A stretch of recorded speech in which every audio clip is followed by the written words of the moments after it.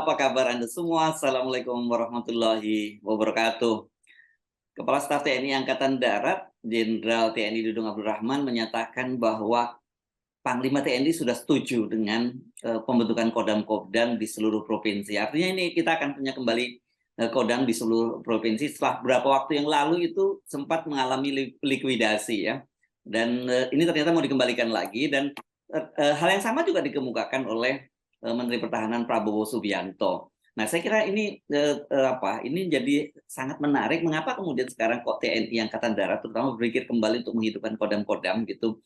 Apakah ini kemudian menjawab tantangan geopolitik global sebagai negara kita sebenarnya kan negara kepulauan dan juga ada konflik-konflik yang yang sekarang kita hadapi seperti Laut Cina Selatan dan lain-lain. Mari saya ajak Anda untuk berbincang dengan pengamat militer dari Universitas Nasional Jakarta, Bung Slamet Ginting. Assalamualaikum, Bung Ginting. Waalaikumsalam warahmatullahi wabarakatuh, Bung Hersu. Ya. Yes, gimana, sehat? Alhamdulillah, sehat walafiat. Itu penting. Sehat dulu baru kita ngomong yang lain ya. Oke, jadi ini apa yang terjadi? Mengapa kemudian kita kembali lagi ke masa dulu ya, sebelumnya kan kita juga punya kodam-kodam semua provinsi gitu sempat dilikuidasi, sekarang dikembalikan lagi. Apakah memang menurut Anda kebutuhannya seperti itu sekarang? Ya, kalau kita lihat geopolitik ya dan geostrategi serta keamanan internasional, memang ada indikasi terjadinya perang besar dimulai dari invasi Rusia ke Ukraina. Ya. Tapi kemudian apakah ini akan menjadi perang dunia ketiga atau tidak sangat tergantung dari posisi Cina ini, Bung Hersu. Jadi kalau Tiongkok membela Rusia, maka perang dunia ketiga tidak bisa dihindari. Nah, tapi menurut saya kemungkinan itu menjadi 50-50 karena Tiongkok apa kepentingannya terhadap wilayah di Eropa Timur. Dia pasti yang ingin diincar adalah Taiwan, kan begitu? Ya. Jadi menurut saya ada kemungkinan juga Tiongkok tidak akan membantu Rusia dalam hal ini. Jadi kalau Tiongkok atau dan Korea Utara yang sama-sama memiliki senjata nuklir membantu Rusia, maka potensi perang dunia ketiga sudah pasti terjadi. Tapi kalau tidak, maka itu bisa dicegah. Nah, persoalannya lagi adalah bagaimana posisi Indonesia. Indonesia itu hanya akan diserang oleh negara adidaya. Negara adidaya antara lain adalah Amerika, sekutu Eropa bersekutu, dan juga Cina. Tiga itulah kekuatan yang kemungkinan bisa mencoba mengganggu Indonesia. Konflik regional tidak mungkin ya terjadi ya, regional dari para negara tetangga kita di ASEAN itu potensinya kecil sekali ya. Kecil sekali. Jadi kalau teori balance of power itu perang itu hanya terjadi apabila ada kekuatan tidak seimbang. Tapi ketika kekuatannya seimbang, orang juga kemudian berpikir ulang. Sama dengan karateka sabuk hitam, dia akan berani melawan taekwondoin sabuk hijau gitu. Tapi kalau sama-sama sabuk hitam, dia berpikir ulang gitu kan, kemungkinan menang atau kalahnya. Jadi kemungkinan dari Australia dan lain-lain untuk menyerang Indonesia itu tipis sekali. Cina sangat mungkin. Nah, tapi kemudian kita kembali ke tadi soal Kodam. Kita akan lihat rencana itu bagaimana. Saya melihat dari tiga sisi. Pertama, kalau alasannya untuk memberikan tempat kepada perwira-perwira tinggi dan juga kolonel yang selama ini dari tahun 2019 kan dikatakan ada 500 kolonel dan 150 perwira tinggi non-job, Bung Hersu. Jadi maka harus dicarikan tempat. Oversupply lah ini ya. Ya, kalau itu dilakukan itu hanya sementara sifatnya, tidak menyelesaikan masalah. Nah, kedua lagi kemudian kalau ingin dibangun Kodam, menurut saya kita lebih bagus kembali ke era yang lama di mana ada 17 Kodam. Hmm. itu sudah atas pemikiran para pendiri bangsa, para pejuang. Jadi Sishan Kamrata itu kan sudah dihitung, kemudian kompartemen strategis Indonesia harus dibagi dalam wadah Kodam berapa banyak. Misalnya Kodam Bukit Barisan itu ada Sumatera Utara, Sumatera Barat, Riau, dan Kepulauan Riau. Itu Ya. rentang kendalinya terlalu jauh, Bung Hersu. Maka sangat masuk akal dikembalikan lagi Kodam 17 Agustus di Padang. Itu menjadi Kodam sendiri. Jadi wilayahnya adalah Sumatera Barat, Kepri, dan Kepulauan Riau. Bukan kemudian setiap provinsi ada Kodam, bukan begitu. Ditambah lagi misalnya Kodam di Kalimantan dulu ada, di Kalimantan Selatan namanya Kodam Lambung Mangkurat. Di Kalimantan Tengah ada Tambun Bungai. Jadi ideal ada sekitar 4 Kodam di wilayah Kalimantan. Lalu sekarang di wilayah Sulawesi baru ada 2. Jadi wilayahnya Kodam Hasanuddin dan Kodam Merdeka. Nah, tapi ini belum untuk wilayah Sulawesi Tengah dan Tenggara. Jadi hanya Sulawesi Selatan, Sulawesi Barat, dan Sulawesi Utara serta Gorontalo. Nah, Sulawesi Tengah dan Tenggara belum. Maka idealnya di situ ditempatkan. Bagaimana dengan Papua? Papua dari kepala burung sampai di bawah itu idealnya memang 3, Bung Hersu. Kalau sekarang ada rencana ditambah 4, menurut saya kebanyakan. Jadi tetap 3 di ujung, di atas kepala burung, di tengah, dan di bawah. Nah, bagaimana cara membuat Kodam? Ya harus dilihat dulu. Kita membuat Kodam itu dalam filosofinya, Undang-Undang Dasar 45 juga mengatakan sistem pertahanan rakyat semesta, pertahanan keamanan rakyat semesta. Maka kemudian dibuatlah pertahanan luar, tengah, dan dalam. Luar itu misalnya di pulau-pulau terluar, marinir ditempatkan di situ, gitu kan. Kemudian juga dengan senjata angkatan udara, air power, untuk menembak musuh yang masuk ke kita. Dan kalau kemudian kita berperang melawan negara-negara adidaya itu, jelas kita tidak mempunyai kekuatan untuk bisa mengimbangi. Karena itu kita harus membuat yang namanya daerah perlawanan atau pertahanan bersenjata, semacam killing ground begitu, Bung Hersu. Lawan diajak masuk ke wilayah kita, maka harus ada pangkalan perlawanan. Nah, Kodam itu harus dibuat seperti itu. Nah, sampai sekarang kan alasan ketika era Orde Baru karena tidak mempunyai uang, maka belum punya daerah pangkalan. Sampai sekarang kita nggak punya, Bung Hersu. Kodam-kodam itu pangkal perlawanannya di mana kalau musuh masuk? Paling tidak adalah kalau perang gerilya adalah di hutan. Jadi tidak semuanya harus dibuat Kodam, tidak begitu. Ya kepulauan kan tidak mungkin. Jadi musuh memang diajak masuk ke killing ground kita. Makanya kemudian untuk membuat konsep killing ground atau pangkalan pertahanan dan pangkalan perlawanan itu, maka kita harus menyatu dengan rakyat. Sistem pertahanan dan keamanan rakyat semesta itu paling tidak adalah kita punya daerah yang dari sisi pangannya itu adalah sudah tumbuh atau sudah mandiri. Kenapa? Karena kita hanya bisa mengajak lawan itu untuk perang berlarut. Nah, Anda bisa tahu, Bung Hersu, Vietnam juga melakukan hal yang sama. Untuk perang teknologi canggih dengan Amerika tentu tidak bisa. Maka lawan diajak berperang di situ, di hutan, di gunung. Nah, makanya kemudian tidak mungkin juga misalnya Jogja dengan Jawa Tengah, Jogja bikin Kodam sendiri, nggak mungkin. Di mana pangkalan perlawanannya itu? Nggak ada. Nah, kemudian juga ada misalnya Kodam Sriwijaya. itu sampai 5 provinsi. Nah, mungkin idealnya ditambah lagi satu Kodam, bukan kemudian di Bangka Belitung juga Ya, ada ya, ya. Hmm. Kodam, tidak begitu. Nah, kenapa kemudian Nusa Tenggara dan Bali menjadi satu? Karena memang Nusa Tenggara dan Nusa Tenggara Timur dan Nusa Tenggara Barat adalah pulau-pulau kecil begitu digabung. Maka pangkalan perlawanannya di mana? Ya harus di gunung itu. Maka kemudian ditempatkanlah Bali sebagai markas Kodam.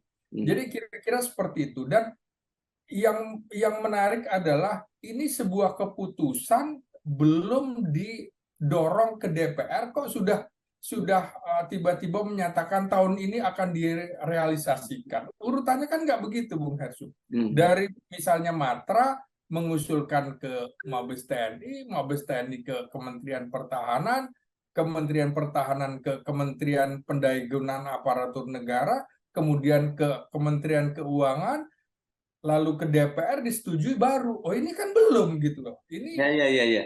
Oke, ya, ya. Ini menarik ini. Jadi makanya itu saya lagi berpikir-pikir tantangannya apa kan? Tentu saja ini berkaitan dengan itu tadi kan. Bagaimanapun juga harus ada visi ke depan itu seperti apa. Bagaimana sih konsep pertahanan kita itu? Bagaimana pemahaman kita juga sebagai negara kepulauan itu? Apakah kemudian basisnya seperti itu? Itu kan jadi pertanyaan yang menarik. Artinya kemudian gini, kalau toh kemudian oke, katakanlah angkatan darat mengusulkan kodam-kodam. Kemudian bagaimana dengan angkatan laut? Ya kan gitu, dan kita tahu kan ada dua hal setidaknya dalam soal ini kan, soalnya well trained dari sisi manusianya, SDM-nya gitu, dan well equipment itu dari persenjataannya. Nah, Anda tadi nyinggung-nyinggung soal Kementerian Keuangan dan sebagainya. Kita situasinya sekarang sedang seperti ini ekonomi Indonesia gitu. Apakah saya khawatir nanti jangan-jangan kodamnya ada gitu, manusianya tidak tersedia, atau manusianya tersedia, equipment yang tidak tersedia gitu. nah ini kan pola ini justru kemudian akan publik bisa kemudian membuat opini, oh belum ada persetujuan dari DPR soal keuangan dan segala macam, kok kemudian sudah membuat keputusan rencana tahun ini akan direalisasikan. Nanti akan berpikir, oh mentang-mentang punya senjata, pakai kekuatan, lo maksakan. Kan nggak begitu. Nah, kita harus lihat juga hakikat ancamannya, Bung Heru. Ya. Hakikat ancaman kita di mana sih? Di Papua. Konsentrasi aja dulu ke Papua. Apalagi kemudian tinggal kita memilih. Satu, katanya akan membuat ibu kota negara baru, IKN. Kemudian ada pemekaran provinsi. Kedua. Ketiga, buat kodam baru. Loh, mana yang prioritas gitu loh. Kalau mau IKN, apa iya IKN itu masuk skala prioritas? Kalau provinsi, misalnya Provinsi Papua, itu masuk akal. Kenapa? Karena memang hakikat ancamannya di situ. Maka hakikat ancaman kita bukan dari luar, konsentrasi di situ. Juga jangan TNI membuat programnya pendekatan kesejahteraan. Mana bisa? Kita punya contoh, Bung Hersu, ketika pemerintah membuat pendekatan kesejahteraan di Timor Leste, toh akhirnya lepas. Karena yang harus diubah adalah pola pikirnya merah putih atau bukan. Nah, kalau kemudian bukan, harus dihadapi dengan pendekatan intelijen. Kalau kemudian sudah sesuai, baru pendekatan melalui teritorial. Nah, pendekatan keamanan ya memang tugasnya TNI melakukan itu, bukan kemudian kesejahteraan. Jadi saya juga bingung kemarin ketika Rapim TNI tahun 2022 dengan 2023 ini, konsentrasi temanya bicara tentang pemulihan ekonomi, itu bukan tugas utamanya gitu kan. Ya, konsentrasi saja pada tugas utamanya. Jadi negara Indonesia memang negara yang cinta damai, tetapi lebih mencintai kemerdekaan. Ini kan sejalan dengan konsep pertahanan negara defensif aktif yang dianut kita sejak kemerdekaan tahun 45. Nah, karena itu menurut saya kita konsentrasi lagi, termasuk Undang-Undang nomor 34 tahun 2004 tentang TNI, harus diselaraskan dengan Undang-Undang Dasar 45. Karena di Undang-Undang TNI itu diubah dari Sishanta merata menjadi Sishanta, Bung Hersu. Ini kan tidak sesuai gitu. Jadi harus kembalikan kepada sistem pertahanan rakyat semesta. Bagaimana dengan defensif aktifnya? Artinya kekuatan TNI itu harus dibangun untuk mempertahankan integritas negara kesatuan Republik Indonesia dan tidak ditujukan untuk melakukan ofensif ke negara lain. Namun kita tetap harus mempersiapkan diri kalau kemudian perang itu terjadi, karena memang perang tidak bisa diperkirakan kapan akan terjadi. Nah, apalagi perang generasi keempat dan kelima ini kan perang berlarut, terorisme berlarut, sekarang kemudian perangnya sudah cyber, maka kemudian ini yang harus kita bangun postur TNI yang minimum essential force ini Ya, dengan pola bagaimana menghadapi perang generasi keempat dan generasi kelima, begitu Bung Hersu. ya, ya, ya. Oke, saya membayangkan kalau kemudian 17 berarti 36 Kodam dong nantinya yang akan dibentuk ya kalau setiap 38 Bung Hersu. 38. Kok bisa sampai Iya, 38? 38 provinsi kan? Oh, sekarang udah ada tambahan ya? Ada Iya, tambahan. Oh iya, ya oke. Saya lupa ya, ada 4 tambahan provinsi di Papua ya. iya. Ya, oke. Saya membayangkan kalau tadi juga ada persoalan soal perwira dan sebagainya, nanti apakah kemudian ini dihidupkan kembali perang teritorial seperti yang waktu itu sudah dihapuskan dengan kembalinya TNI ke back to basic gitu, dan seperti apa kira-kira nantinya implementasi dari kodam-kodam di daerah-daerah ini? Nah, jadi kembali lagi menurut saya kalau hakikat ancaman itu adalah separatisme di Papua, konsentrasi aja dulu di situ.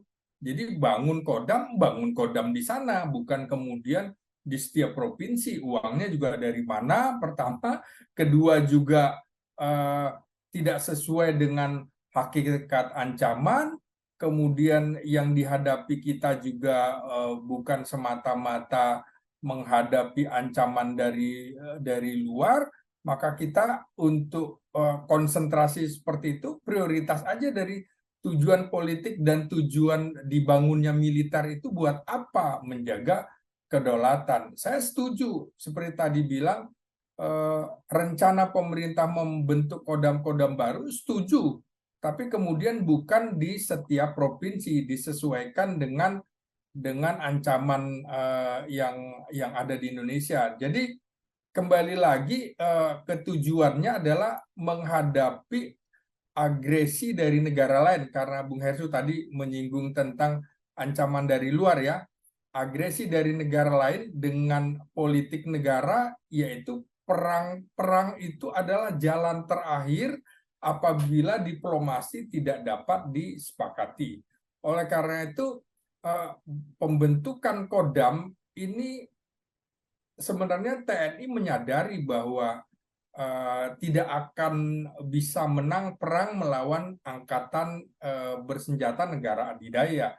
Karena itu kodam-kodam dibentuk untuk membuat pangkalan-pangkalan perlawanan atau pertahanan. Itu masuk akal, Bung Hersu, karena uh, wilayah kedaulatan Indonesia itu ini kan sangat luas dengan potensi ancamannya justru karena kita berbeda suku, berbeda agama, ras dan segala macam, potensinya ada di dalam bukan di luar.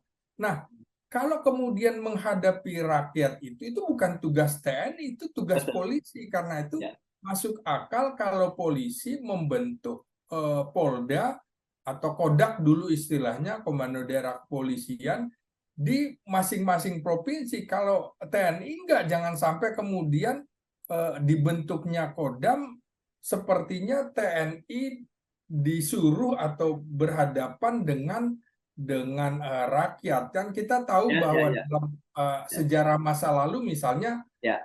perang itu identik satu sama lain karena ada karakteristik natural yang ditentukan oleh 3 hal ya, misalnya rakyat, militer, dan pemerintahnya. Kalau kemudian pemerintah dan militer tidak menyatu dengan rakyat, maka ini adalah tanda-tanda kekalahan. Jadi pembentukan Kodam tujuannya adalah dekat dengan rakyat, bukan menghadapi rakyat yang punya potensi berkonflik. Ya, kalau rakyat berkonflik itu tugas utamanya kepolisian. Jadi kalau alasan supaya sama dengan polisi, di mana di tiap provinsi ada Polda, maka Kodam harus dibuat seperti polisi, harus ada Kodam juga. Itu yang menurut saya tidak tepat, Bung Hersu.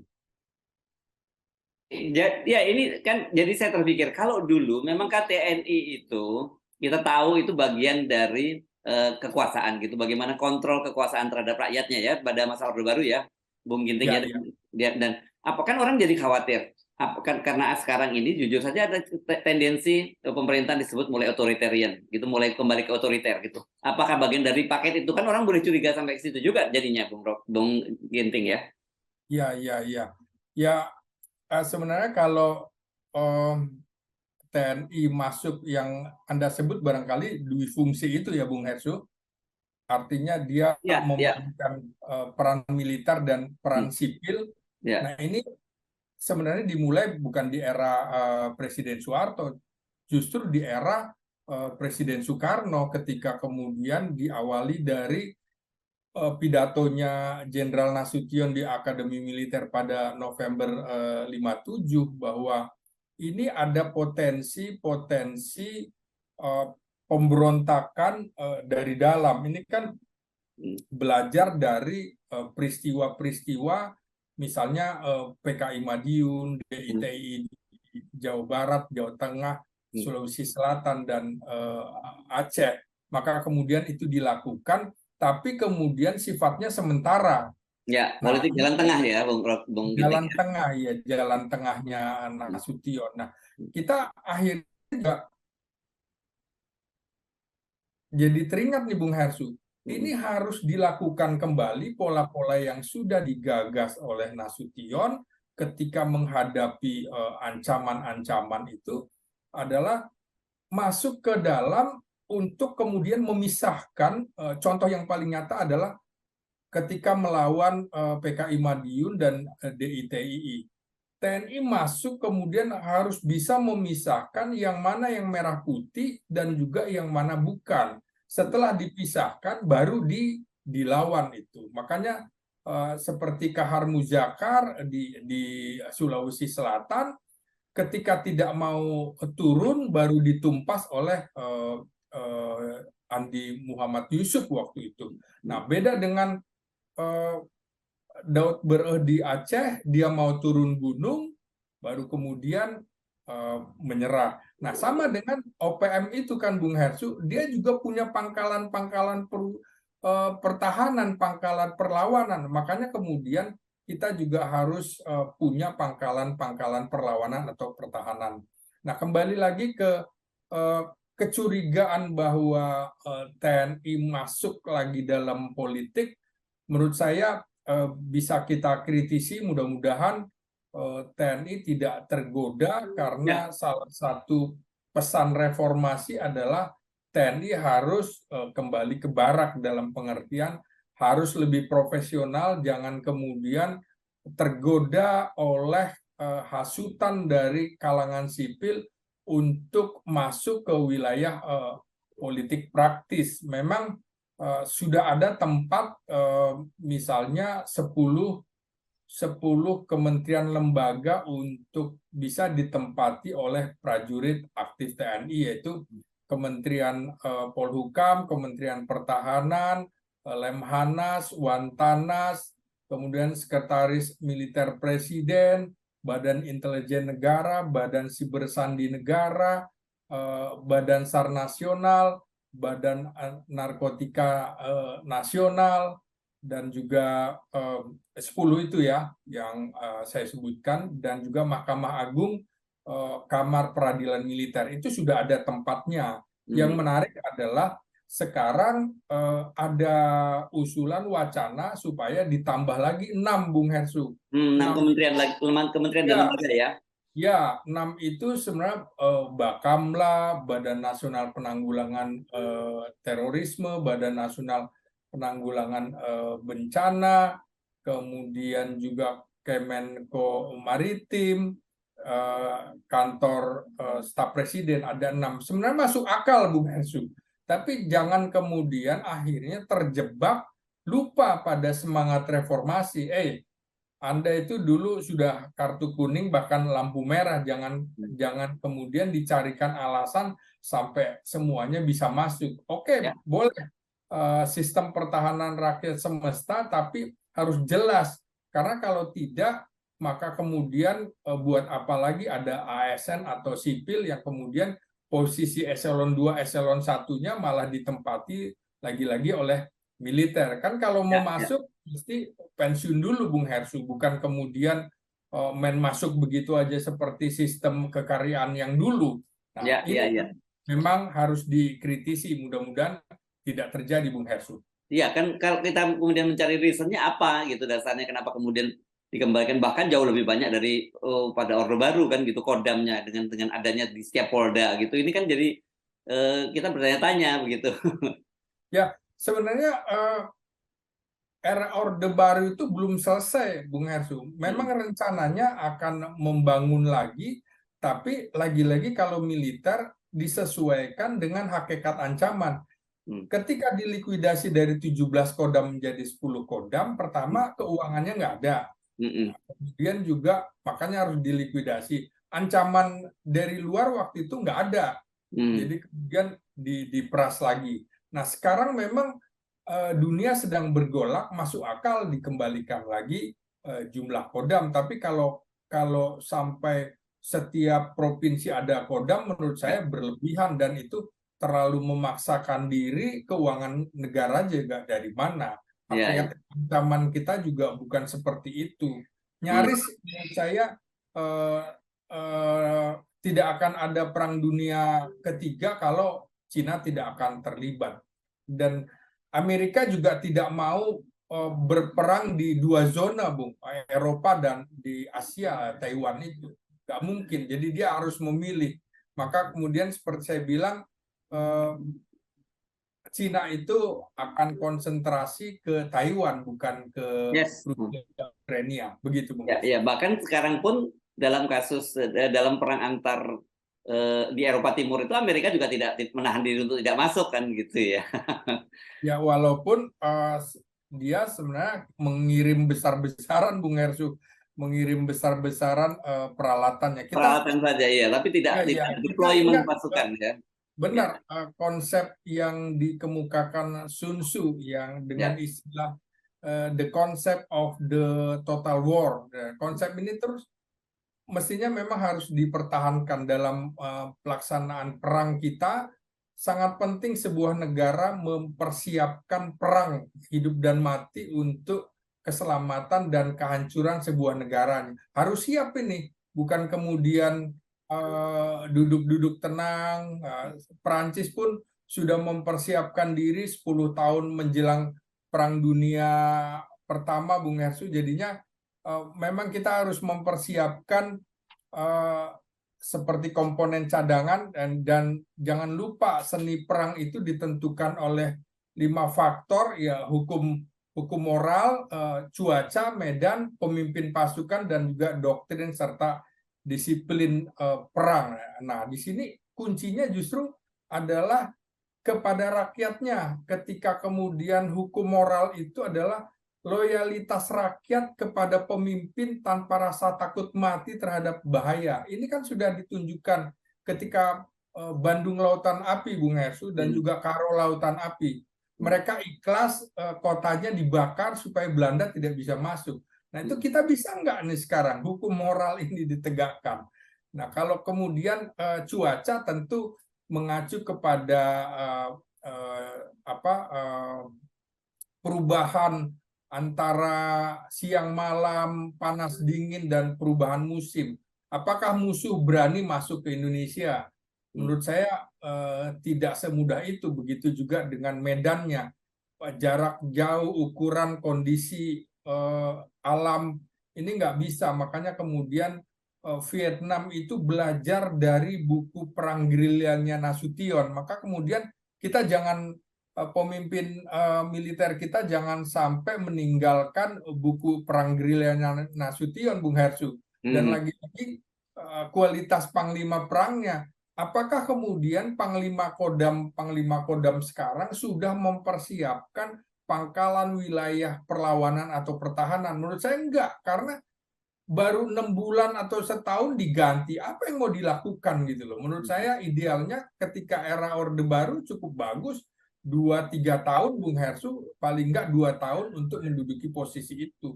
Nah, kalau 3 bulan, 6 bulan, Ya, kemudian ya. apa yang bisa dilakukan begitu kan? Ya, oke.